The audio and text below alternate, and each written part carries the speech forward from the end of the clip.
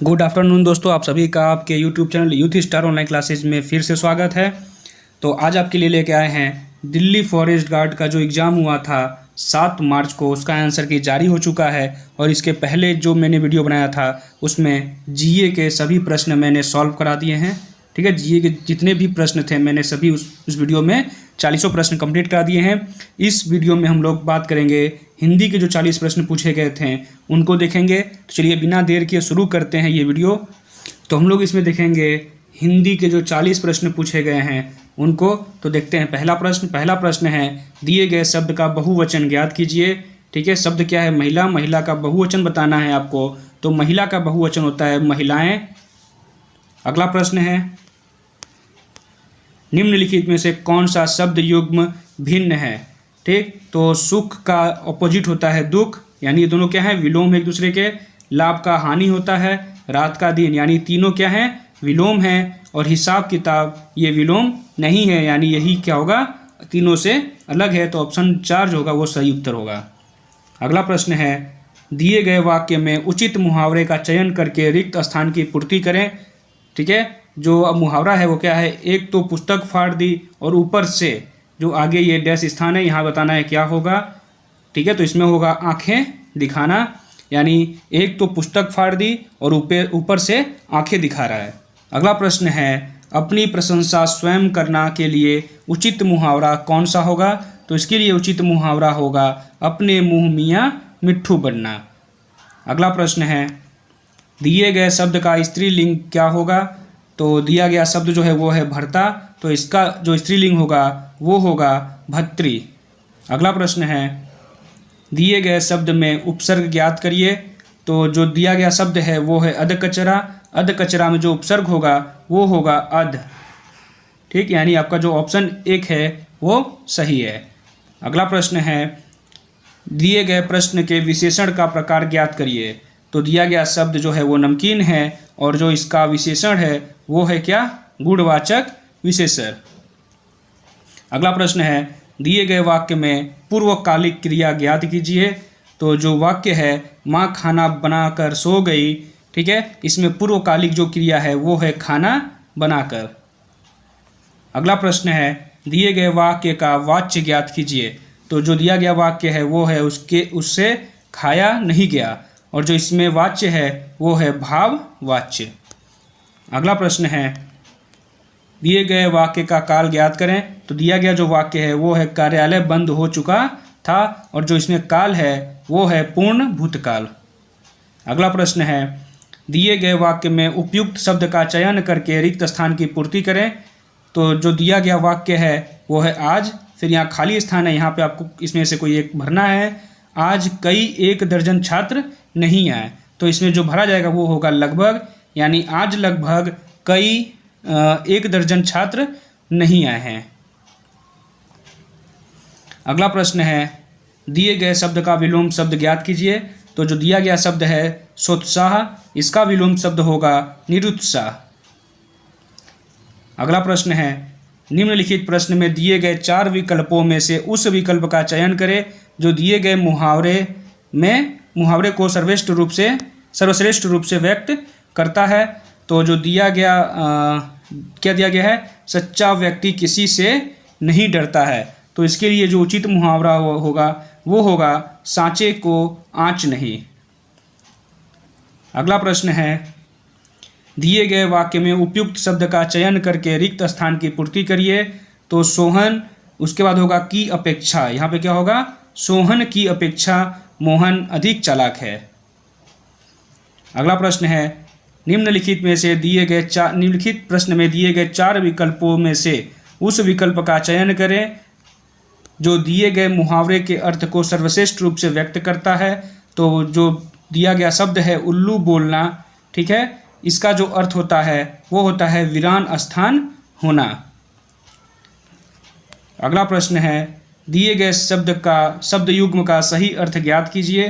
तो जो शब्द युग्म है आकुत और अकुत, तो इसका जो सही अर्थ होगा वो होगा, एक आकुत का मतलब अभिप्राय और अकुत का मतलब होगा बिना अंदाज का। अगला प्रश्न है, दिए गए शब्द की संधि विच्छेद क्या होगी? दिगंत, तो दिगंत का संधि विच्छेद होगा दिक् धन अंत। अगला प्रश्न है, दिए गए वाक्य का पक्ष ज्ञात करिए। तो जो दिया गया वाक्य है माँ खाना बनाती है, इसका जो वाक्य का पक्ष होगा वो होगा स्थित्यात्मक पक्ष। अगला प्रश्न है, दिए गए वाक्य का समस्त पद ज्ञात करिए। तो जो दिया गया वाक्य है गिरह को काटने वाला, इसका समस्त पद होगा गिरह कट। क्या होगा? गिरह कट। अगला प्रश्न है, दिए गए वाक्य में उपयोग किए गए विराम चिन्ह की पहचान करें। तो जो दिया गया इसमें दिए गए विराम चिन्ह की पहचान करना है। तो जो वाक्य है वो क्या है? वह दिन रात काम करता है। तो जो दिन और रात में जो चिन्ह दिया गया है वो है योजक चिन्ह। अगला प्रश्न है, निम्न में से कौन सा भाववाचक संज्ञा का उदाहरण नहीं है?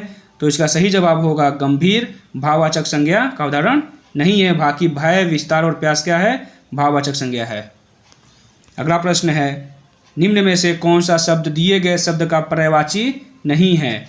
तो जो अम्बुज है, अम्बुज का पर्यायवाची अम्बु नहीं है। और बाकी इसका जो सरोज, अरविंद और नीरज जो हैं ये इसके क्या हैं? पर्यायवाची हैं। अगला प्रश्न है, निम्नलिखित प्रश्न में दिए गए 4 विकल्पों में से उस विकल्प का चयन करें जो दिए गए मुहावरे को सर्वश्रेष्ठ रूप से व्यक्त करता है। तो जो दिया गया मुहावरा क्या है? ऊँट के मुंह में जीरा। तो इसका सर्वश्रेष्ठ जो अर्थ होगा वो होगा बड़े को कम वस्तु देना। अगला प्रश्न है, दिए गए वाक्य में किस प्रकार के विराम चिन्ह का उपयोग किया जाएगा उसकी पहचान कीजिए। और इसमें जो आपका वाक्य है वो है सुजीत अपने घर गया, और इसमें जो विराम चिन्ह का प्रयोग करेंगे वो करेंगे पूर्ण विराम का, यानी यहाँ पे पूर्ण विराम लगा देंगे।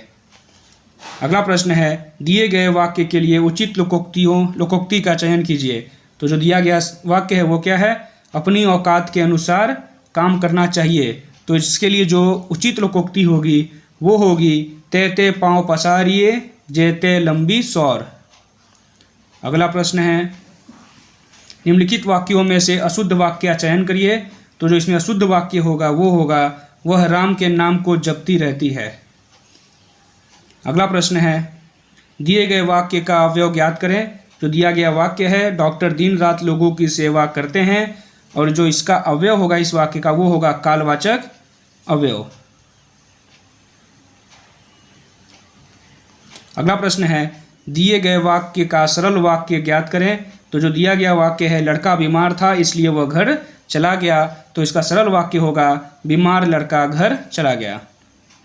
अगला प्रश्न है, दिए गए वाक्य में उचित परसर्ग का चयन करके रिक्त स्थान की पूर्ति करिए।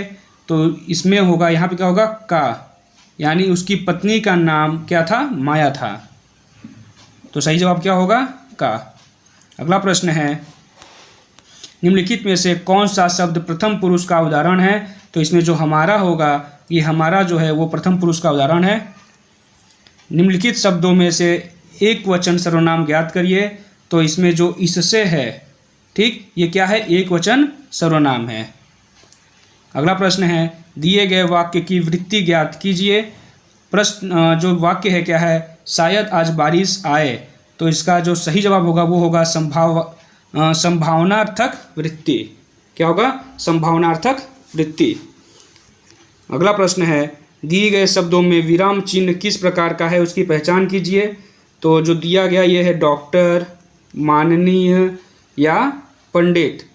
जो इसमें विराम चिन्ह जो होता है वो इसको कहते हैं लाघव चिन्ह।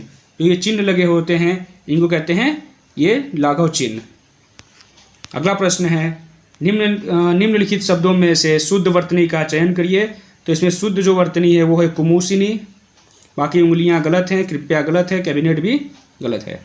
नेक्स्ट है, दिए गए शब्द का वाक्यांश ज्ञात कीजिए। तो दावाग्नि का जो अर्थ होता है वो होता है जंगल में स्वयं लगने वाली आग।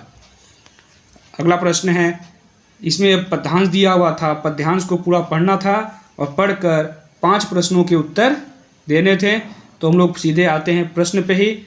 इसमें था उपयुक्त गद्यांश का सार ज्ञात करिए। तो इसका सही जवाब होगा हमारे देश में गणतंत्र दिवस पर्व के रूप में धूमधाम से मनाया जाता है। अगला प्रश्न था